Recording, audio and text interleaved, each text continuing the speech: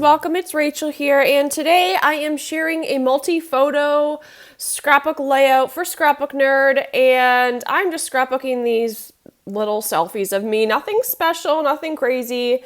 I'm still trying to catch up on my scrapbooks.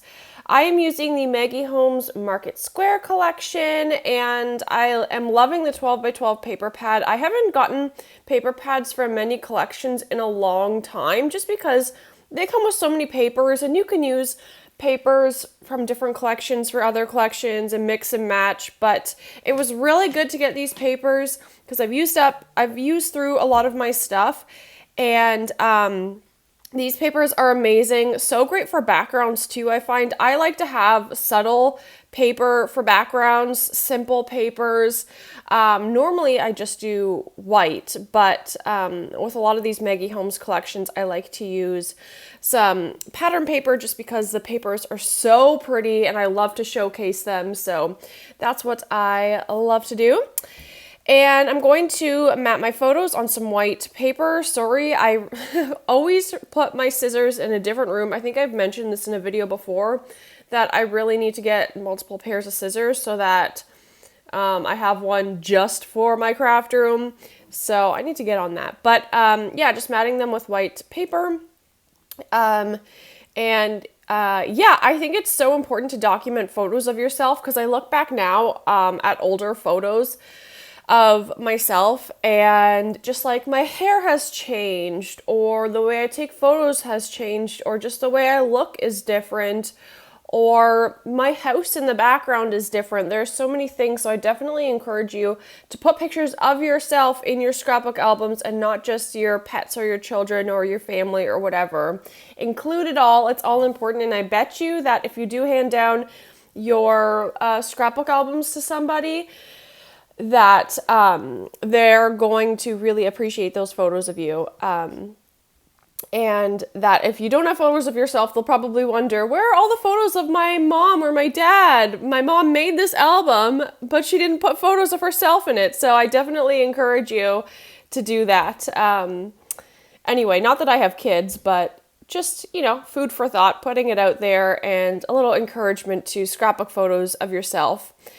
So yeah, I have two photos here, and I opened up the ephemera pack because I know with Maggie Holmes products, a lot of the ephemera pieces are bigger, which can be, not everyone's favorite. However, I love to use these giant pieces, frames, tags, all the things for layers behind my photos. So as you can see, I didn't even use paper layers behind my photos, yet in the end you will see how it comes together, and it just looks layered. It looks like there's a lot going on, and I didn't even add paper layers. So I would definitely encourage you, when you have those bigger pieces, to think of them a little bit differently.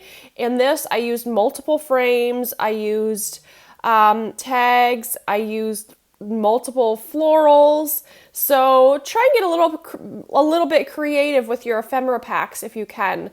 And I just love almost like the junk journal look, where it looks like you just like placed everything on the page and you just like dropped it and it fell there and it looks perfect and it's just like frozen in time. I don't know, there's something about that to me that's just so beautiful. And I do have a spot there that I could definitely add journaling. I didn't, but you definitely could, in that space where I put that blue-ish piece right between the photos on the top. So yeah, I've used two frames there, the acetate one that I cut in half from one of my previous layouts, and then the brown one as well, that I probably could have cut, but I didn't.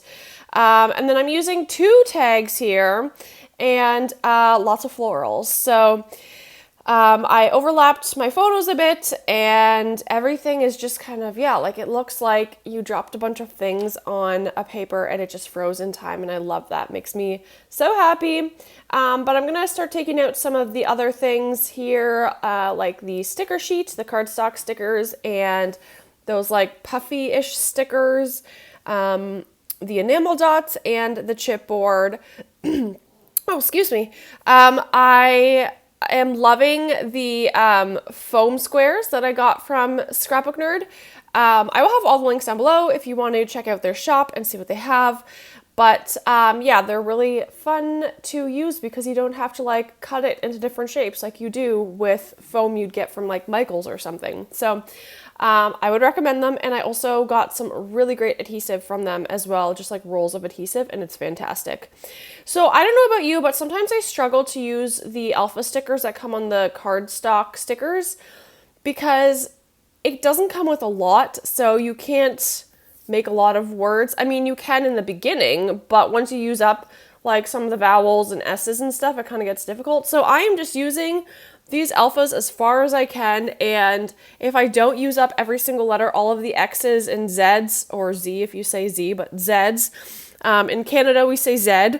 If you haven't, used up all of them, then just be okay with that. Sometimes we feel like we have to use every single little piece, but you know what? You can't make a word that's spelled ZXYQRT. You just can't, unless you wanted to make like a really cool background with alphas and stuff, then totally, like you can get creative. There are ways, but you can't spell an actual word is what I'm trying to say.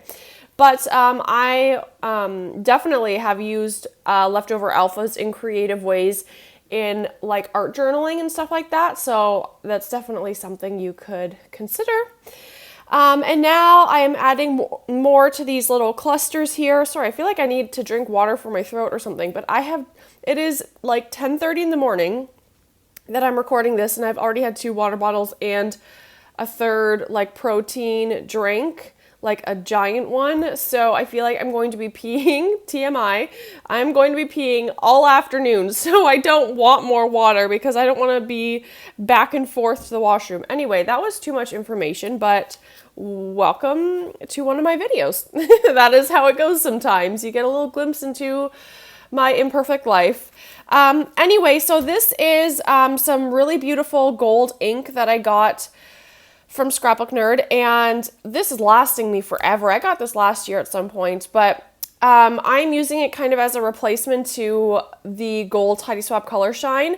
Now, I do find this is a little bit thick, so what I do is I always have like a spray bottle nearby in my craft room, like I just always do for various projects.